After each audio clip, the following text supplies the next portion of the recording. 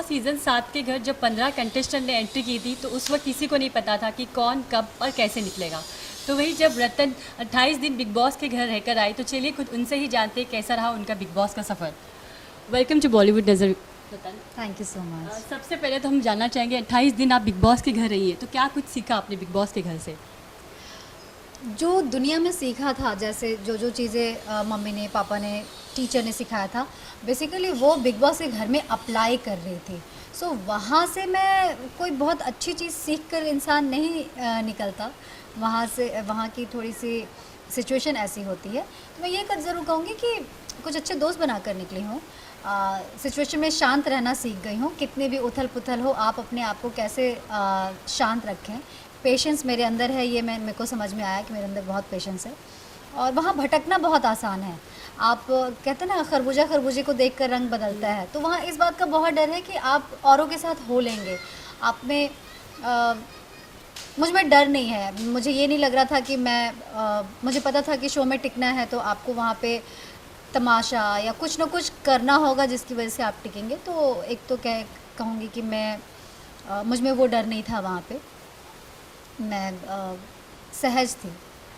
आपको लगता नहीं बिग बॉस के घर से आप काफ़ी जल्दी बाहर आ गई?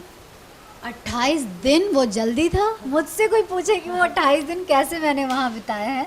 नहीं, ऐसा मुझे नहीं लगा, क्योंकि उस वीक में मुझे ही निकलना बनता था। प्रत्युषा और मुझे लगता है कि प्रत्युषा उस शो को काफ़ी कुछ दे रही हैं। काफ़ी लोग देखना चाह रहे हैं प्रत्युषा को।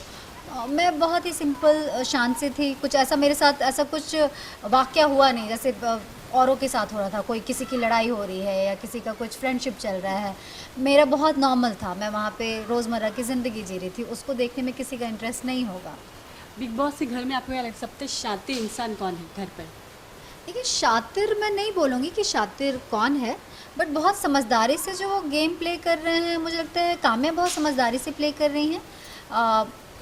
वो अपने सारे, वो कहते हैं ना, औरत के सारे हथियार वो यूज़ करती हैं।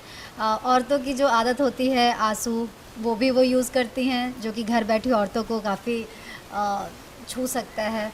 वो अपनी बेटी का भी हवाला देती हैं, कभी अपने डिवोर्स को भी वो ऑन स्क्रीन लाती हैं, या कभी वो फाइट भी कि मैं मजबूत हूँ, बेचारी मत कहना, मैं स्ट्रांग हूँ, इंडिपेंडेंट हूँ।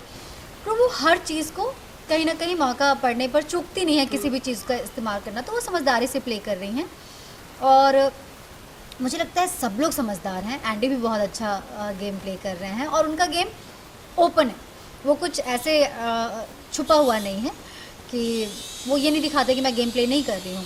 बट मुझे लगता है कि बहुत स्मार्टली कामयाब प्ले कर रही हैं। अच्छा, अब बात करें फेवरेट कंटेस्टेंट की, तो आपके घर में आपका फेवरेट कंटेस्टेंट कौन है?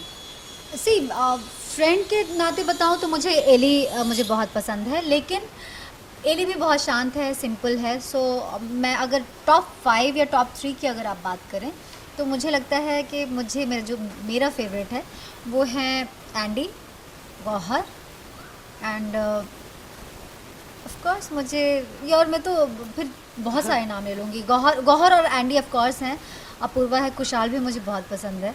सो सडनली मैंने एपिसोड देखा जिसमें गौहर और कुशाल नहीं है। मुझे लगा अब ये शो मुझे कुछ अट्रैक्शन ही नहीं है, कुछ फीका सा लग रहा था, जैसे कुछ रंग उड़ गया हो इस शो से।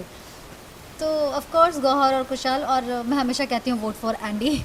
सो ऑफ कोर्स वो एंडी मुझे पसंद है और बीइंग अ गर्ल मुझे गौहर को मैं सपोर्ट करती हूँ। अच्छा, बीच में हमने देखा ना अरमान और तनिषा के बीच में काफ़ी नज़दीकियाँ बढ़ रही थी, तो नज़दीकियों को लेकर आपका क्या मानना है, मतलब क्या कहेंगे आप? अब ये होता है ना, बेगानी शादी में अब्दुल्ला दीवाना, मैं क्या कह सकती हूँ इसमें। ऑफ कोर्स आप थोड़ा इंतज़ार कीजिए। मुझे लगता है कि जब दिसंबर ग्रैंड फिनाले या क्या पता उसके पहले जब कोई आए, तनीषा और अरमान जी इस बारे में ज़्यादा बेहतर बता पाएंगे। अगर वहाँ एक अच्छा दोस्ती कायम हो सके दो इंसान के बीच में तो कोई बुराई नहीं है। अब मेरे और हेज़ल के बीच में भी दोस्ती हुई, मेरे और एली के बीच में भी दोस्ती हुई है। सो मैं उसके बारे में ऑफ कोर्स आपको बता सकती हूँ, बट तनीषा और अरमान जी के बारे में नहीं बताऊँगी। लेकिन कहा गया है ना, रियलिटी जो शो होते हैं, रियलिटी शो स्क्रिप्टेड रहते हैं। जनता भी वही समझती है कि शो जो है वो ज़्यादातर स्क्रिप्टेड रहते हैं। आपके अनुसार क्या कहेंगे आप, शो स्क्रिप्टेड रहता है या रियल रहता है? नहीं, कोई स्क्रिप्ट नहीं है वहाँ पे, आई स्वेयर कोई स्क्रिप्ट नहीं है। मुझे नहीं समझ आ रहा, जब पता है लोग बैठकर, मेरे अगर फैमिली बैठकर देख रही है और वो जब डिस्कस करते हैं तो मैं उसको बताती हूँ कि अरे मैं रहकर आई हूँ भाई, मुझसे पूछो कि क्या फीलिंग होती है और किस वजह से वो रिएक्शन आता है। वो ऐसा नहीं कि सडनली स्क्रिप्ट आ जाता है, देयर इज़ नो स्क्रिप्ट। हर इंसान अपने अपने दिमागी स्क्रिप्ट के साथ चल रहा है। ऐसा नहीं है कि बाकी के लोग कोरे बैठे हुए हैं।